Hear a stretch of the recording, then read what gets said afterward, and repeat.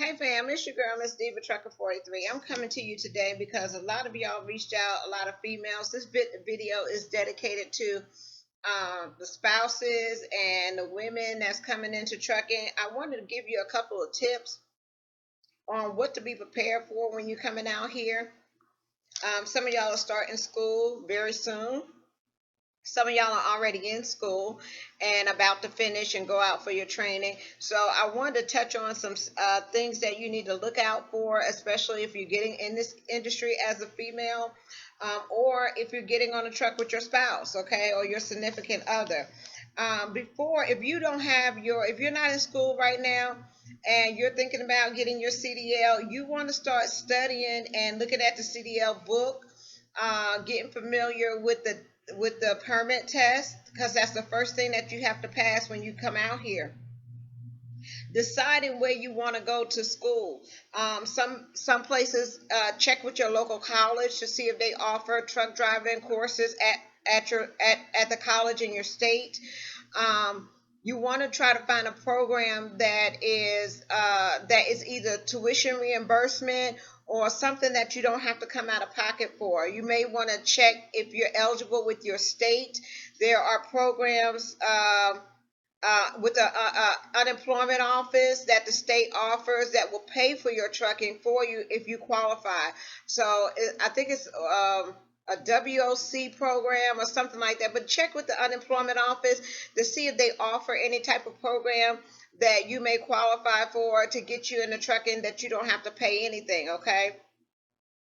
When you want to choose a school, a lot of people ask, well, what school should I go to? All of them are basically about the same, but you want to look at a school that may be close to you, because a lot of things happen when you go out to training or out to CDL school, and you don't want to be somewhere way across the country, no family, no way to get in contact with anybody or anything like that. So try to pick somewhere that's close to you, and look for the school that has the tuition reimbursement so you don't have to come out of your pocket to pay anything. A lot of the schools will have, they forgive the cost of the school if you stay there anywhere between 9 months and a year. That's where you really want to get your experience with that same company, okay? Also, when you're calling companies to see what school that you can go to, check and see if you need to get your permit before you go to the school, or are they going to take care of it when you get there. For example, some companies require you to go ahead and get your permit before you come there.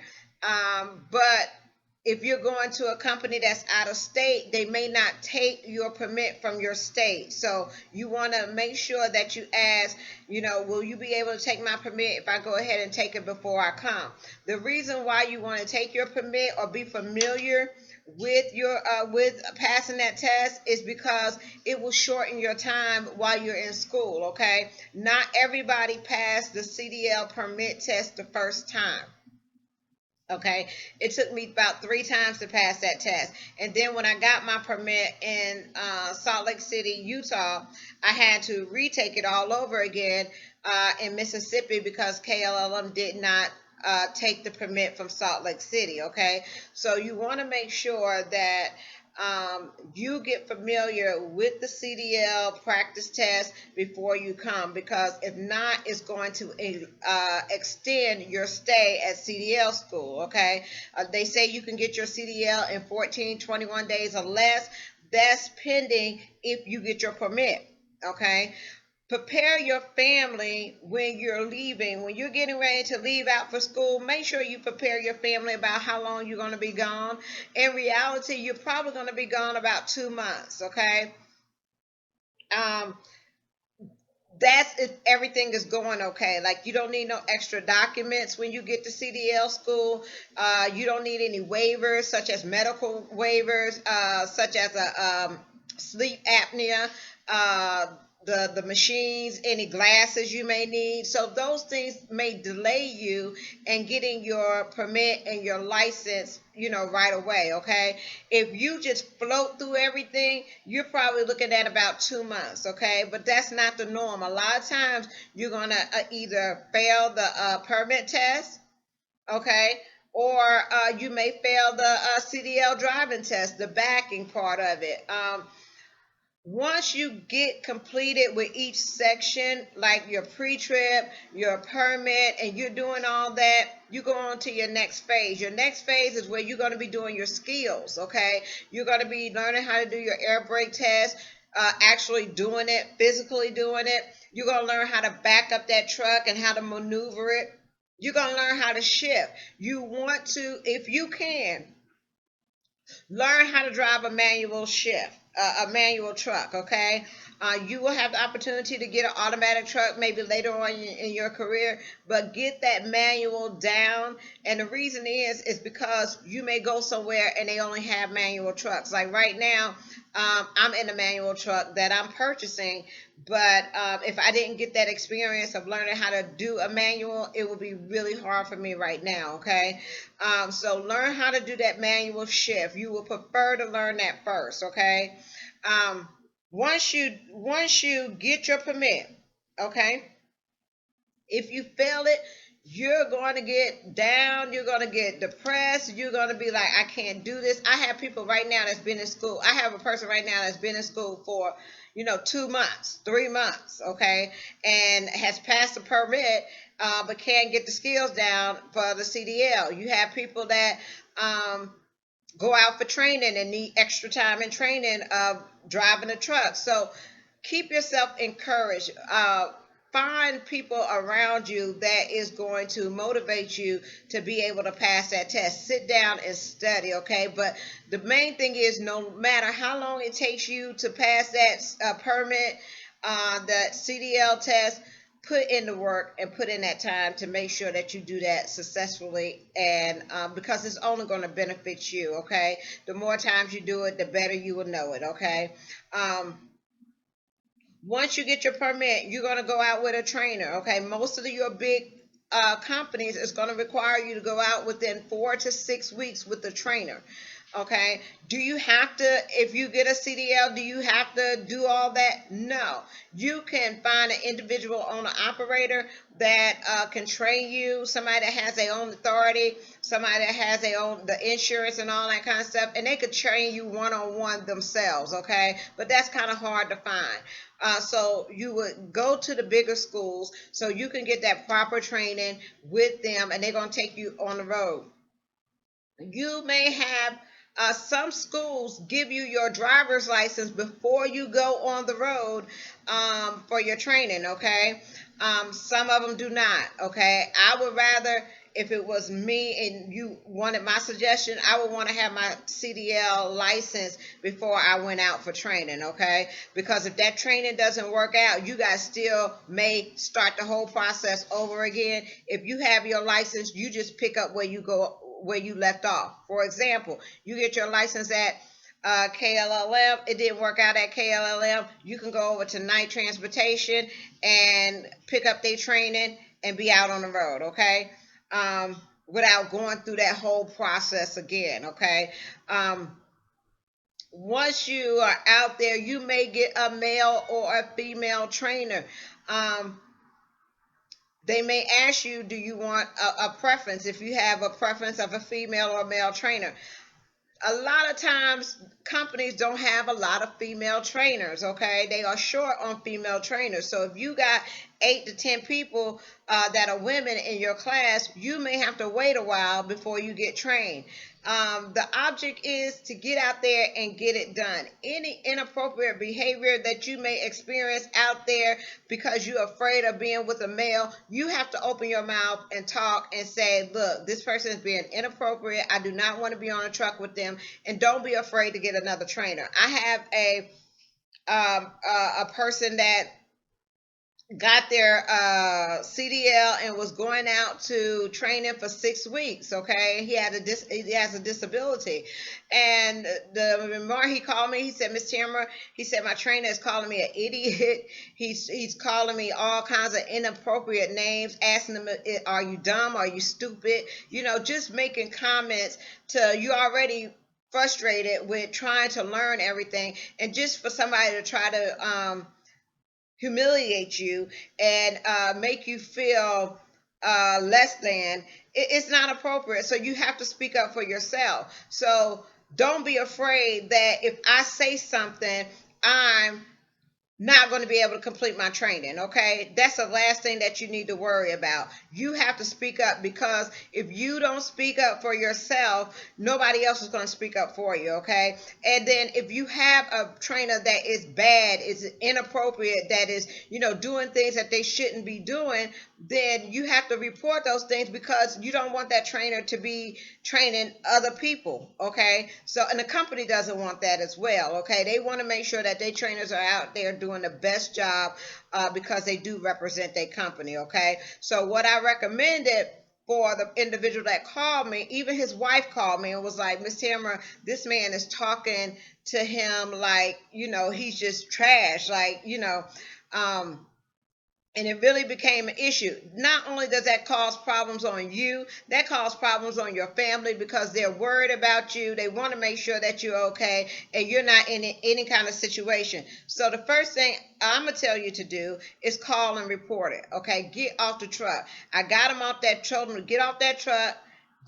He had another trainer within a week, completed his training like he was supposed to, upgraded, and got the truck. That's the process. That is what you're supposed to be out here doing. Okay, you don't have to take all the verbal abuse from anybody. Okay, so I want you to make sure that when you get out here, that training is going to be the most difficult time in your life. Okay, because you're going to be on the truck with a stranger for 4 to 6 weeks that you don't even know. Okay, so and then you're going to have your family, your wife, your husband, people like that, concerned about you as well. Okay, but you have to focus. You have to make sure you keep your business and your personal separate, and get through with that training so you can get your truck and get out on the road. Okay, so females, don't be afraid to go out with a male trainer. They should be professional, just like any other person. You should expect the same treatment that if you got with a female with a male. Okay. Um, and if you don't get that, then that's when you need to report it, and you need to talk to somebody about it, and you need to get off that truck, and you need to get you with another trainer. Okay. Um, Once your training is completed, you're going to be faced with the decision of, do you want to do company or do you want to do lease? Okay.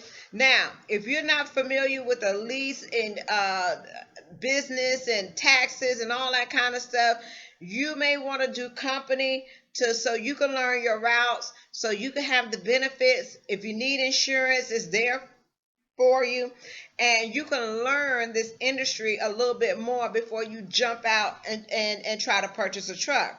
Now, if you do decide that you want to jump out and lease a truck, make sure you surround yourself with people that are leasing. Okay, make sure that they can help you be able to figure out what your numbers is, figure out what you need to accomplish to bring home, what happens if you go in a hole, how to recover from that. You want to ask those questions. Okay, but if you don't know what you're doing, don't jump into the lease. Okay, go company, get your experience, get your insurance. Okay, because you can do this anytime. Okay, you can do the lease anytime. Okay, so get that security of knowing that if you out there working, you're going to get a check, you're going to get your benefits, taxes going to be taken out, and everything is going to be okay. Okay, there's no rush for this lease over here. Okay, if you don't have to do it. Okay, but once you get your experience and learn more about the business, then hey, you may want to look over here at the lease side and say, I want to step up a little bit or become my own boss or take off when I want to. And I think I can manage my finances okay. And I could see myself as a business owner. Then that's when you want to say, hey, I want to try this lease thing. Once you jump in a lease, make sure it's something that um, may to decide, can you walk away from this lease? Are you going to be liable if it doesn't work out? What happens if you get sick? Have I saved enough money to pay my bills at home and run my truck if I have to take off? um, how long do I have to be out before I can take a break? Where am I going to get my insurance, medical, dental from? Who's going to prepare my finances at the end of the year? You have to worry about all that. And if you are already overwhelmed with just learning this industry, getting out here running your business, you may not want to take on that extra headache um, at first. Okay, so there's no rush. If somebody says, I wouldn't go company, I'll be a lease driver, that is totally up to you. If you don't feel like you want to be a lease driver, don't be a lease driver. If you don't feel like you won't want to go buy your truck, don't go buy your truck, because there's problems and things that come along with that as well. And if you're not prepared for it, you're gonna fall flat on your face. Okay, so be prepared. And even if you are prepared for it, there's no guarantee that you won't end up in the negative. There's no guarantee that it may fail. Okay, but don't give up. As a business owner, we business owner have failures.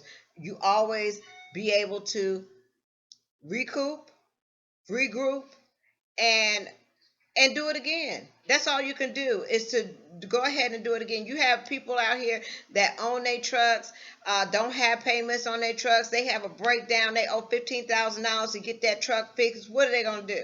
They have to come and they have to lease a truck with a company until they can catch up and save that $15,000 to go uh, get their truck fixed and get back out there. Whatever it is that you got to do, make that sacrifice and do it, and always have a plan, a backup plan if the first plan don't work. Okay, so also you're gonna want to know, you're gonna have to make a decision. Do you want to do OTR, regional, or local? Does your company offer local driving? Does your company offer regional driving? What's the pay difference? Okay, most companies will give you in orientation, or when you start with their company, what the difference of pay. They will give you the difference of pay of a company driver on what you're going to make. They're going to give you the difference of pay on the lease driver. What's your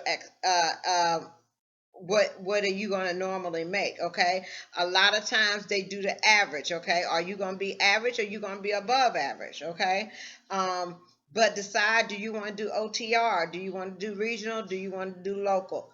OTR, you getting out there, getting your experience, get some winter driving in, experience this beautiful country that we have. Okay, get out there and learn. You will see so many new things out here. So, I recommend go OTR for a while, but if you got all them obligations and things that you can't be away from your family like that, you may want to look at regional or local driving. Okay, um, and there's nothing wrong with either one. Okay, it's just your preference. Always remember, it's your preference and what you want to do. Don't let anyone talk you into doing company, lease, financing a truck, buying a truck outright. It's up to you and how you want to progress in your career out here in trucking. Okay, if you decide to go lease, okay, I'm going lease. I'm gonna try it. If I fail, oh well, I tried it. Okay, if you want to go lease, make sure you set up your business structure as getting your business name, your LLC. Make sure you get those structures ahead of time, before you jump into that, so you will have your business set up, okay, to do lease. Okay, first thing they're going to ask you if you go lease and orientation is your tax ID number and your LLC certificate. Okay, so have those things in place if you plan on doing that. um, Get yourself with a support group. There's plenty of groups on Facebook. that will support you if you're an owner operator, if you're a lease driver, if you're a company driver, if you're an OTR driver, if you're a tanker driver, if you're a reefer driver, if you're a dry van driver. You got all kinds of groups on Facebook that is for a certain type of area in trucking. Okay, decide: do I want to go reefer? Do I want to go dry van? What about flatbed? Okay, these are some of the things that you want to think about so you know in advance before you come out here. Once you get your experience, there's things like tankers. Do you want to have your hazmat? Do you want to get your TWIC card? Um, do your doubles and triples. So the more things that you add on your CDL, the more valuable you become. Okay, and it's not necessary to have all those things. You may not ever use them, but it's good to have it if you need it. Okay. Um, as you grow in your company, you've been there a year. Okay, Tamara, I don't put in my year, and I don't owe anybody anything. My CDL is brought, paid for. I don't have anything that I owe to this company. Okay, if you love the company, stay with the company that you love. Okay, if you're trying to make more money, or you're trying to see what else is out there, start to look for other opportunities. Once you begin to have 1 to 2 years in trucking, then a lot of doors start to open up. You may want to look at training. Okay, as a female, we would love to have more trainers out here, and that will give you somebody on a truck with you. That will give you somebody that you can teach out here that went through the same thing that you did, and also it will give you extra income as well if you're looking for it that way. So you may want to train with your company. Okay, you may want to team with someone. I don't recommend anyone teaming unless you're husband and wife, but if you're not, first get on the truck by yourself so you can run that truck independently, and you're not depending on anybody else to back up for you, and all you can do all that yourself. And at a later time, if you decide that you want to team with somebody, or you want to have somebody on a truck with you, then do that. A lot of us females, we get in this industry, and I hate to say it, but we get in this industry, and the first thing we want to do is jump on a truck with a man. Okay, and we really didn't take the time to learn the skills that we needed to learn, and then we depended on this man to help us. What if they don't love you no more? What if they don't care about you no more? What if something happened? We hear the stories. I hear the stories. Women getting left at a truck stop, because her and the boyfriend done got into it, and he done took off. What are you gonna do? Okay. I got a letter from somebody that they was taking all the money. Okay, the man had all the money, and the woman was only getting maybe $400 a week. Okay, don't put yourself in those situations. You went to school, you got your license. Get out here and learn this industry on your own. Don't depend on somebody else to for your income. Don't depend on somebody else to back that truck up for you. Don't depend on somebody else to do all those things. Learn how to do it yourself. If you went through all that trouble of getting your CDL, getting your permit, and going through all that training, you should be able to reward yourself with your own check. Okay, once you learn what this business is and what that check pays and how much money you make it, then if you want to combine that together, okay, then at that time do that. But make sure if somebody leave you at the truck stop, or y'all not getting along, or it's not working out, make sure you have a backup plan. Okay, I've seen too many women come out here and they don't have a black backup plan. They're getting on these trucks with these men, and the men will put them off, or the men done said something inappropriate that they somewhere at the truck stop, and they call and looking around to see what they got to do or what they need to do. Know that when you get on the truck with a man, have that option that if you don't want to do this no more, you can get your own truck. Okay, be at a company that if you don't want to do this no more, all you got to do is get off that truck, get back to that company, and get your own truck. Okay, do not put yourself in a situation that is going to uh, uh, make you feel less than, intimidated, call you out your name, say all kinds of stuff. I seen it. We've seen it. Okay, we talk to the women that's going through that, that's in relationships that they don't think that they can get out of. Okay, or they don't have a choice, or if you are they working for the man and he's gonna say all kinds of bad stuff about you, so you can't get your own truck. Okay, don't put yourself in that situation. But find yourself a support group. Find people that are doing what you're doing. Get with them so they can help you through these processes. Okay, there's a lot of people out here that will help you. All you gotta do is ask. Okay. Um, have your plans and your goals in place. Have a 5 year, 3 year, 5 year plan, and what you want to do throughout your career. Do you want to progress? Do you want to go work at Walmart? Do you want to work at FedEx? Have a plan on what you want to do and to increase every year that you're out here, okay? And also, um,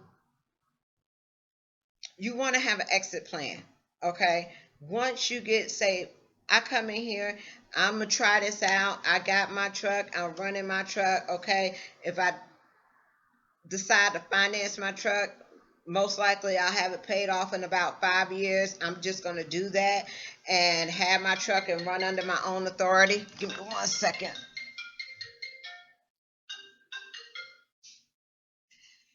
And run under my own authority, or I'm a lease on to a company, or whatever the case may be. Also, decide what you want to do in this industry, 5 to 10 years later. How long do you plan on being in trucking? Are you planning on doing this for the rest of your life? Are you planning on doing it for 10 years, 15 years, 20 years? What is your plan? Okay. Do you plan to come in, learn the business, set yourself up where you can have other drivers come in, work for you, and maybe you can dispatch them at home? Do you want to maybe be a dispatcher for another company? What's your goal in the transportation industry, once trucking is done? Okay.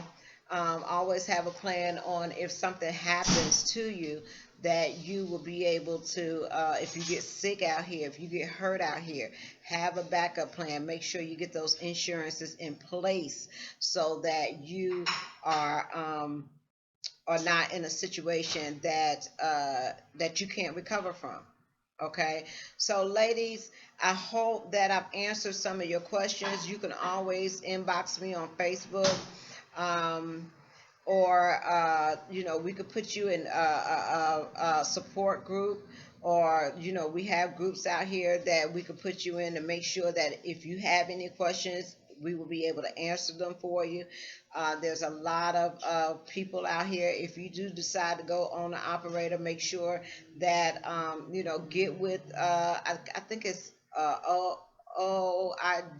OIDA, so they can help you with tips on how to get things done. But all in all, if you put forth every effort and becoming successful in this industry, you will find out that this is a great career. So I hope I helped a lot of you. I hope I answered some of your questions. But this video I wanted to do because I've been getting a lot of females, a lot of women, either coming out here with their spouses, coming out here on their own, and just wanted to go through the steps on what things to look for out here, okay? And always remember, family first, and I will talk to y'all later. Bye.